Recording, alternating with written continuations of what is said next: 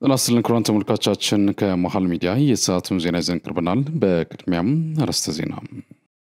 የኢትዮጵያ ባህር ኃይል በየብስና በውሃ በፈጣን ጀልባዎች በመታገዝ በውሃ ላይ ስልጠና እየሰጠ እንደሚገኝ ተገለጸ። ጄኖሳይድ ተፈጸመብን እያላችሁ የምትነዙትን የተበላ ፕሮፓጋንዳ ተውትና ከ30 ዓመት በፊት ኤርትራን ለመውረር የጀመራችሁትን ጦርነት ይቅርታ ልትጠይቁን ይገባል ሲል ህግደፍ ህወሓትን አሳሰበ። ከውጭ በአሜሪካ የሚኒሶታ ግዛት ተወካይ የሆኑት ሜሊሳ ሆርቱማን በቤታቸው በደረሰባቸው ጥቃት ከባለቤታቸው ጋር መገደላቸውና የሚኒሶታ ሴናተር ጆን ሆፍማንም ከነባለቤታቸው መቁሰላቸው ተሰማ። ክቡራን ተመልካቾቻችን ከመሃል ሚዲያ እነዚህና ሌሎችንም ዜናዎች ይዘን ቀርበናል። ካፍታ በኋላ እንመለሳለን። ዩቲዩብ ቻናሉን ሰብስክራይብ እንዲይዘቱ ላይክና ሼር በማድረግ የመሃል ሚዲያ ቤተሰብ እንድትሆኑ በአክብሮት እንጋብዛለን። አብራችኑ ነው።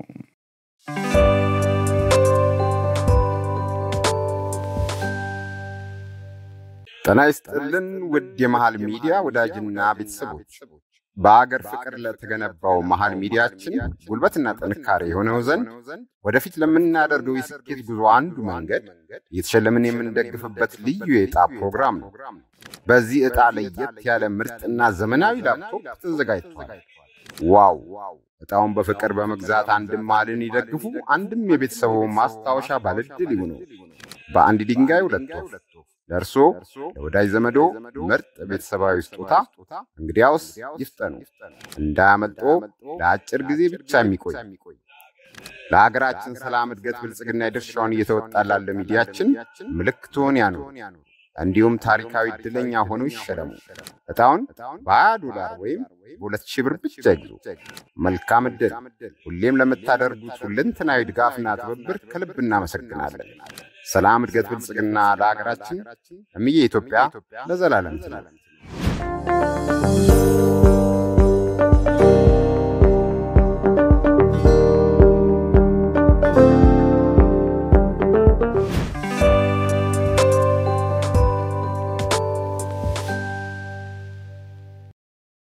በቅድሚያ ጠቅላይ ሚኒስትር ዶክተር አብይ አህመድ በተገኙበት የሳይንስ ሙዚየም ቋሚ ኤግዚቢሽን ክፍል በይፋ ተከፍቷል።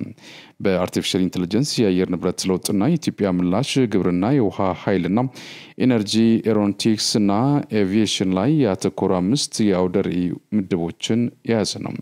ይህም ሀገራችን ሳይንስና ቴክኖሎጂን ለመጠቀም ያላትን ጽኑ ፍላጎት የሚያሳይ ስለመሆኑም ተመላክቷል።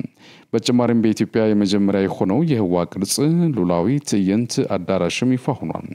በ1000 ሜትር ስኩዌር ሜትር እና 36 ሜትር ዲያሜትር ይዞ ያረፈው አዳራሽ ዘመኑን በዋጀ የ4K ዲጂታል ምስል ማሳያ ቴክኖሎጂ የተገጠመለት ሲሆን ምስለ ህዋው ከፍተኛ ጥራት ያለው እጅግ አስደማሚ ምስሎችን በማቅረብ የህዋውን ዓለም እጅግ አቅርቦ እንደሚያሳይም ተጠቁሟል። እውቀት ለማሰስ ለመማርና ለመነሳሳት ምቹ የሆነው የሳይንስ ሙዚየም ጠቅላይ ሚኒስትር ዶክተር አብይ አህመድ በተገኙበት በዛሬው ዕለት ለጎብኚዎች ክፍት ሆኗል። በዝንጀሮ ፈንጣጣ ወይም ኤምፖክስ ቫይረስ የተያዙ ሰዎች ቁጥር 9 መድረሱን በነቀምት ከተማ 2 ኬዞች መገኘታቸውን የኦሮሚያ ክልል ጤና ቢሮ ገለጸ። የቢሮ ምክትል ኃላፊ ዶክተር ተስፋዬ ክበበው ለምንጮች በሰጡት ቃል በክልሉ ኤምፖክስ ግንቦት 17 2017 ዓ.ም ጀምሮ እየሰራንበት ያለው ኬዝ ነው። በአጠቃላይ በኦሮሚያ 9 ኬዞች ደርሷል ብሏል። ከ9 ኬዞች 5 ሞያሌ፣ 2 ጅማ፣ ቀሪ 2 በነቀምት ከተማ የተገኙ መሆናቸውን ከተያዙ ሰዎች መካከል አገግሞ የተመለሱ በክትትል ላይ ያሉ እንዳሉም ተናግሯል። ክትትል ላይ ያሉት ታሞም ሳይሆን ቆዳ ላይ የሚታይ ምልክቶች አላቸው፣ ግን ከዛ በዘለለ ሲስተም የሚያስቸግሩ ምልክቶች የላቸውም ያሉት ዶክተር ተስፋዬ ወደ ሌሎች እንዳይስተላልፉ ለብቻቸው ሆነው ሕክምናን ትምህርት የተሰጣቸው ስለመሆኑም አብራርቷል። በክልሉ ለምርመራ ከ100 በላይ ናሙናዎች በጅማ፣ ከነቀምት፣ ከሸዋ፣ ከምዕራብ ሸዋ፣ ሐረርጌ እንደመጡ ገልጸው ብዙዎቹ ተመርምረው ኔጌቲቭ ናቸው። ከትላንት በስቲያ ብቻ ወደ 28 ምርመራ ከተደረገው ናሽናል ከአንድ ጊዜ ውጪ ኔጌቲቭ ናቸው ብሏል። ለበሽታው ሕክምና ምን መደረግ እንዳለበት በብዛት ስለማይታወቅ በክልሉ ደረጃ የአሰልጣኞች የስልጠና ተሰጥቶ 300 የሚሆኑ ጤና ባለሙያዎች ወደ ዞን ከተማ ሆስፒታል መመለሳቸውን አስረድቷል። ጤና ሚኒስቴር ይፋ ባደረገው መሰረት በአጠቃላይ በኤምፖክስ በሽታ የተያዙ ሰዎች ቁጥር 19 ደርሰዋል። የታላቁ የኢትዮጵያ ህዳሴ ግድብ ደህንነትን ያረጋግጥን ለግንባታው በተለየ መልኩ አስተዋጽኦ ያደረገ ነው ሲሉ መከላከያ ሰራዊት የምዕራብ እዝ የ404 ህዳሴ ኮር አባላት ገለጹ።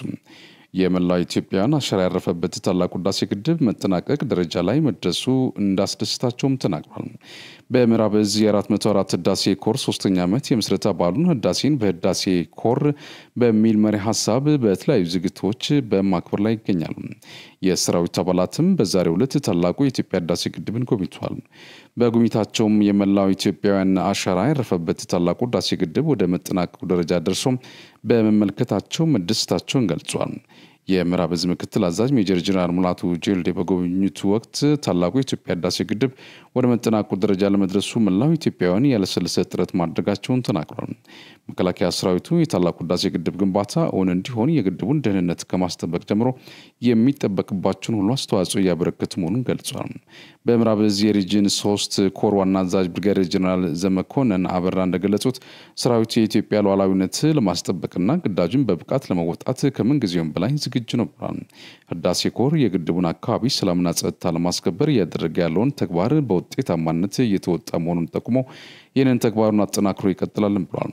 በምዕራብ እዝ 403 ኮር አባል ሌተናል ኮሎኔል ፍስሐ ጥላሁን በበኩላቸው እንደገለጹት የታላቁ የህዳሴ ግድብ የመላው ኢትዮጵያውያን እስትንፋስ በመሆን ሰራዊቱ ሁሌም የአካባቢውን ሰላም በማስጠበቅ ላይ እንደሚገኝ ተናግሯል። ታላቁ የህዳሴ ግድብ አሁን የደረሰበት ደረጃ ላይ እንዲደርስ ሰራዊቱ አስፈላጊውን ሁሉ ማበረከቱን ጠቁመዋል። ዛሬ ለደረሰበት የመጠናቀቅ ደረጃ ደርሶ በመመልከታቸው መደሰታቸውን አብራርተዋል።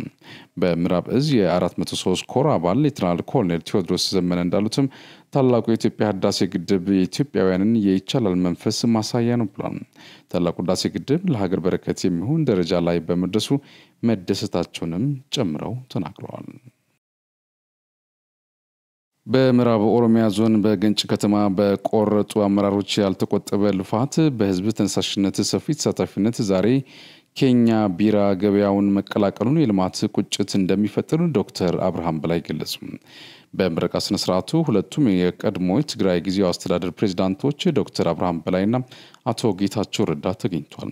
ይህን አስመልክቶም ዶክተር አብርሃም በላይ በማህበራዊ ትስስር ገጻቸው በአካባቢው ባለፉት ጥቂት ሳምንታት እየተከናወኑ ያሉ የልማት ስራዎች የሴት ሰንሰለት በመፍጠር ለበርካታ ወጣቶችና መካከለኛ የግል ስራዎች እድል መፍጠር ጉልህ ድርሻ ያላቸው መሆናቸውን ታዝበናል ብሏል።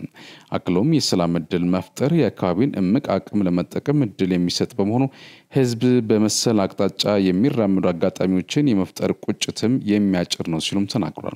በመጨረሻም በኬኛ ቢራ ግዙፍ ግንባታ ሳይታክቱ ለዓመታት የደከሙትን ሁሉ የላቀ አድናቆቴን መስጠት ወዳለሁ ሲሉ ሀሳባቸውን አጠቃለዋል። ሻዕቢያ የፈረሰውን ህወሓትንና ጀሌዎቹን አስጠነቀቀም።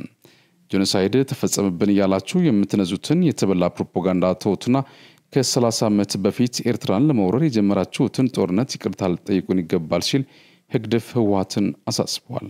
ሁለቱ ቡድኖች ከሳምንታት በፊት ተዋህደናልና ጽምዶ ወይም ውህደት ያስፈልገናል በሚል ስታሊን ገብረስላሴን ጨምሮ የፈረሰው ህወሓት አክቲቪስቶች አስመራ ገብተው በትግራይ ህዝብ ላይ ጄኖሳይድ ፈጽመብናል ከሚሉት ኢሳያስ አፈወርቂ ጋር ከበርቻቻ ሲሉ እንደነበር ይታወሳል። ይህንን ተከትሎም ሻዕቢያ እንደዚያ ከማለታቸው በፊት ይቅርታ ልጠይቁን ይገባል አለበለዚያ ምንም ህብረት ሊኖርን አይችልም ሲል ኤርትራ በሚታተሙ የትግርኛ ጋዜጣ አስጠንቅቋል።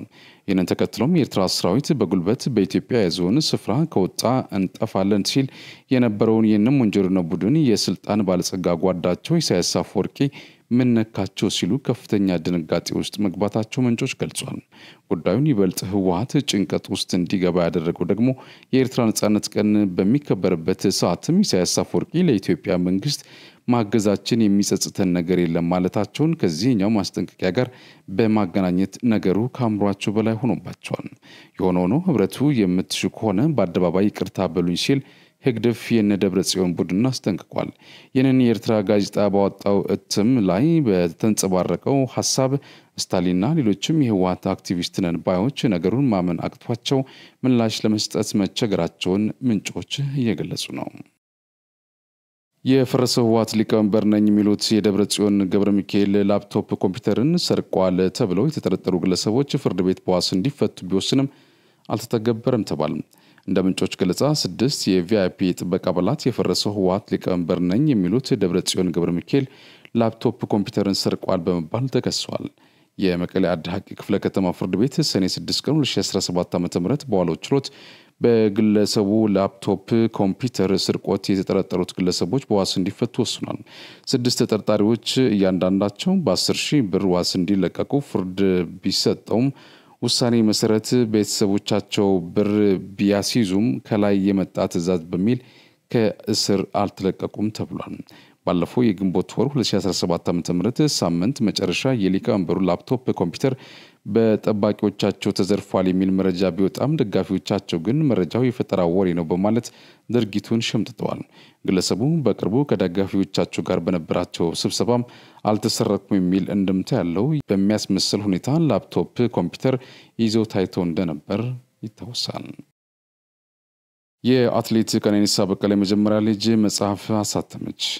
ኤልናታ ቀነኒሳ በቀለ ያሳተመችው የግጥም መጽሐፍ በውስጡ 17 ግጥሞች ያሉት ሲሆን ከመስከረም ጀምሮ በተለያዩ ትምህርት ቤቶች ለሽያጭ ይቀርባል ተብሏል። ኤልናታ ቀነኒሳ የጻፈችው መጽሐፉ ትኩረቱን ሰላም ላይ ያደረገ እንደሆነ ለምንጮች የደረሰው መረጃ አመላክቷል። ይህ የግጥም መድብል መጽሐፉ በ350 ብር ለገበያ መቅረቡም ምንጮች ገልጸዋል። የውጭ ጠላቶቻችን ሀገራችንን ለማተራመስና ለማፍረስ የሚያደርጉትን ጥረት ሰራዊታችን በንቃት መከላከል ይገባዋል ሲሉ ሌተናል ጄኔራል መሐመድ ተሰማ ተናገሩ። የምስራቅ እዝ ዋና አዛዥ ሌተናል ጄኔራል መሐመድ ተሰማ በብር ሸለቆ መሰረታዊ ውትድርና ማሰልጠኛ ትምህርት ቤት ተገኝተው ከጓድ መሪ እስከ ክፍለ ጦር አዛዥ ለሆኑ አመራሮች ስለ ወታደራዊ መሪነት ትርጉም፣ ጽንሰ ሐሳብ፣ የመሪነት ዘይቤና ብቃት እንዲሁም የሰራዊት ስነ ልቦና ግንባታ በተመለከተ በሁለት መድረኮች ስልጠና ሰጥቷል።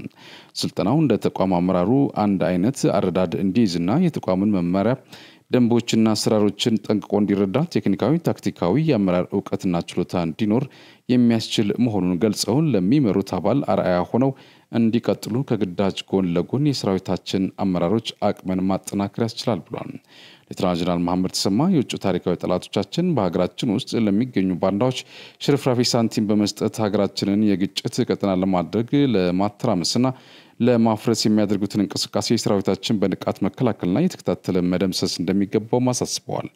የምስራቅ እዝ በተሰማራባቸው የሀገር ውጭና የሀገር ውስጥ የግዳጅ ቀጠናዎች አመርቂ ድሎችን ማስመዝገቡን ተናግረው በቀጣይም አሸባሪው አልሸባብና ሸኔን እንዲሁም የጽንፈኛው ሴሎችን የመደምሰሱ ኦፕሬሽን ተጠናክሮ እንደሚቀጥል አስገንዝበዋል።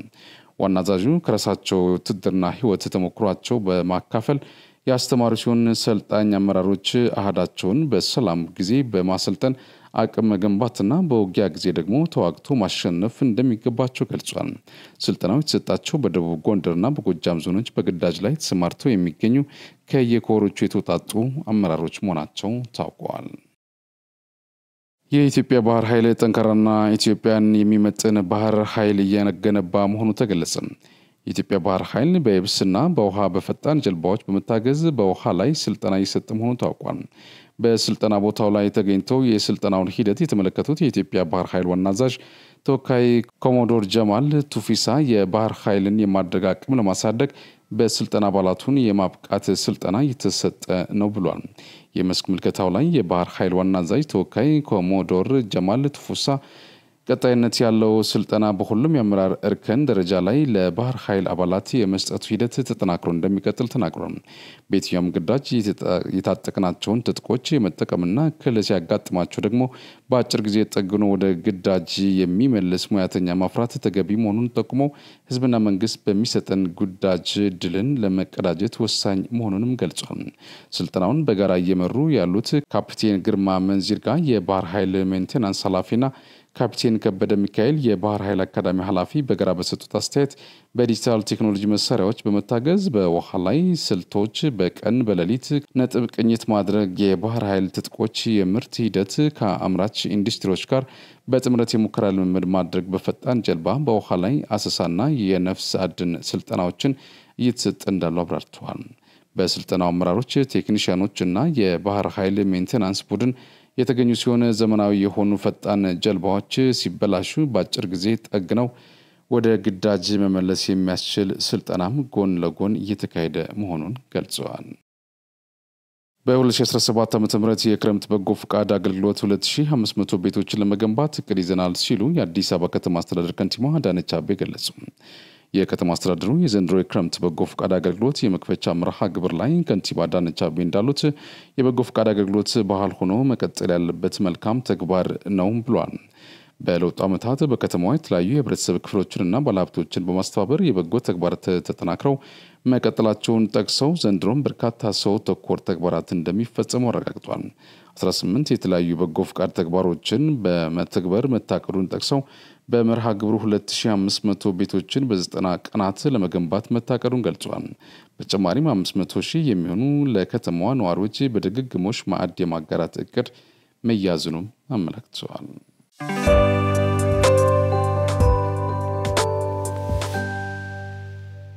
ጤና ይስጥልን ውድ የመሃል ሚዲያ ወዳጅና ቤተሰቦች፣ በአገር ፍቅር ለተገነባው መሃል ሚዲያችን ጉልበትና ጥንካሬ የሆነው ዘንድ ወደፊት ለምናደርገው የስኬት ጉዞ አንዱ መንገድ እየተሸለምን የምንደግፍበት ልዩ የዕጣ ፕሮግራም ነው። በዚህ ዕጣ ለየት ያለ ምርጥና ዘመናዊ ላፕቶፕ ተዘጋጅቷል። ዋው! ዕጣውን በፍቅር በመግዛት አንድም መሃልን ይደግፉ፣ አንድም የቤተሰቡ ማስታወሻ ባለድል ይሁኑ። በአንድ ድንጋይ ሁለት ወፍ። ለርሶ ለወዳጅ ዘመዶ ምርጥ ቤተሰባዊ ስጦታ እንግዲያውስ ይፍጠኑ፣ እንዳያመልጦ ለአጭር ጊዜ ብቻ የሚቆይ። ለሀገራችን ሰላም፣ እድገት፣ ብልጽግና የድርሻውን እየተወጣ ላለ ሚዲያችን ምልክቱን ያኑሩ። እንዲሁም ታሪካዊ ዕድለኛ ሆነው ይሸለሙ። ዕጣውን $20 ወይም $2,000 ብቻ ይግዙ። መልካም ዕድል! ሁሌም ለምታደርጉት ሁለንተናዊ ድጋፍና ትብብር ከልብ እናመሰግናለን። ሰላም፣ እድገት፣ ብልጽግና ለሀገራችን እምዬ ኢትዮጵያ ለዘላለም ትኑር።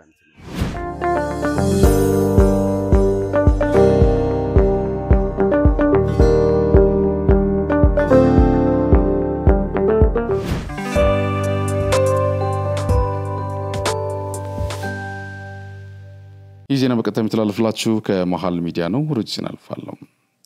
በአሜሪካ የሚኒሶታ ግዛት ተወካይ የሆኑት ሜሊሳ ሆርትማን በቤታቸው በደረሰባቸው ጥቃት ከባለቤታቸው ጋር መገደላቸውንና የሚኒሶታ ሴናተር ጆን ሆፍማንም ከነባለቤታቸው መቁሰላቸው ተሰማ።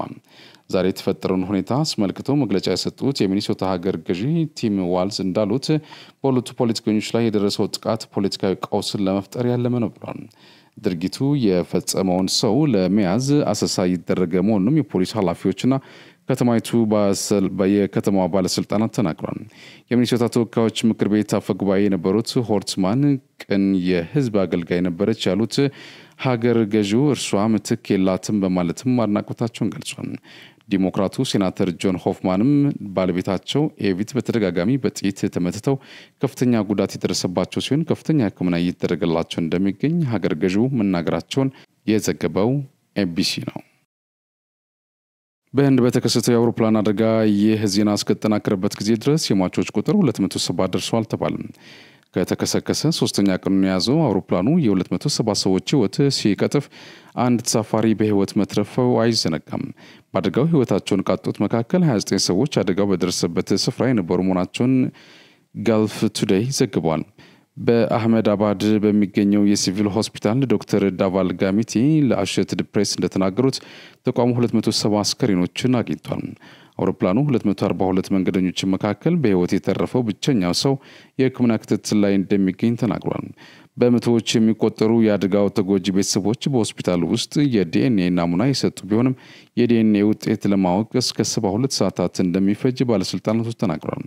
ከትናንት በስቲያ ሐሙስ ቦይንግ 787-8 የሚል ስያሜ ያለው አውሮፕላን በሰሜን ምዕራብ ህንድ ከሚገኘው አህመድ አባድ አውሮፕላን ማረፊያ ተነስቶ ወደ ለንደን በረራ በጀመረ በሰከንዶች ውስጥ የመከስከስ አደጋ እንዳጋጠመው ይታወሳል። የህንድ አውሮፕላን በተከሰከሰበት አህመድ አባድ የበረራ መረጃዎችን የያዘው ጥቁር ሳንዱቅ መገኘቱንም የሀገሪቱ ሲቪል አቪዬሽን ሚኒስትር ገልጿል። ጥቁር ሳንዱቅ አደጋው ከደረሰ ከ28 ሰዓታት በኋላ በህንድ የአውሮፕላን አደጋ ምርመራ ቢሮ መገኘቱን ሚኒስትር ሞሃን ናይዱ ኪንጁርባ አረጋግጠዋል። ዘገባው የቢቢሲ ነው። እስራኤል የፈጸመችውን ጥቃት ተከትሎ ኢራን አጸፋዊ ሚሳኤሎችን ያስወነጨፈችበት የሁለቱ ሀገራት ፍጥጫ ሁለተኛ ቀን ነው ይዟል። እስራኤል በድጋሚ አርብ ምሽት በፈጸመችው ጥቃት በርካታ ኢላማዎች መምታቷን አስታውቃለች። በቴህራን የመኖሪያ ህንፃ ላይ በተፈጸመ ጥቃት 20 ህፃናትን ጨምሮ 60 ሰዎች መሞታቸውን የኢራን መንግስታዊ ሚዲያ ዘግቧል። በኢራን አጸፋዊ የሚሳኤል ጥቃቶች 3 ሰዎች ሲገደሉ በርካቶች መቁሰላቸውን ባለስልጣናት ተናግረዋል። አሜሪካ ወደ ግጭቱ እንድትገባ ከተደረገች ሁኔታዎች በበለጠ ሊያገረሹ ይችላልም ተብሏል። ኢራን ሚሳኤሎችን የምታስወነጭፈው ከሆነ መዲናዋ ቴህራን ትቃጠላለች ሲሉ የእስራኤሉ የመከላከያ ሚኒስትር እስራኤል ካትዝ አስጠንቅቀዋል። የእስራኤል መከላከያ ኃይል 9 የኢራን የኒውክሌር ሳይንቲስቶችን እና ባለሙያዎችን ገድያለሁ ብሏል። ጦሩ ሐሙስ ለአርብ አጥቢያ በፈጸመው ተከታታይ ጥቃት የገደላቸው የኒውክሌር ሳይንቲስቶች 6 ናቸው ብሎ ነበር። ኢራን በእስራኤል ላይ እየወሰደች ያለችውን አጸፋዊ እርምጃ ለማስቆም አሜሪካ፣ ፈረንሳይና የዩናይትድ ኪንግደም እስራኤልን የሚያግዙ ከሆነ በቀጠናው የሚገኙ የጦር ሰፈርተኞቻቸውን ኢላማ እንደምታደርግ ማስጠንቀቋን የኢራን መንግስታዊ ሚዲያ ዘግቧል። ዘገባው የቢቢሲ ነው። ኩራን ተመልካቾቻችን ከመሃል ሚዲያ ለሰዓቱ ያዝናቸው ዜናዎች እነዚህ ናቸው። ስለተከታተላችሁ እናመሰግናለን። ቀሪ ዝግጅቶች ይቀጥላሉ። በእኔ በኩል ጨርሻለሁ። በያላችሁበት ሰላም ሁኑ።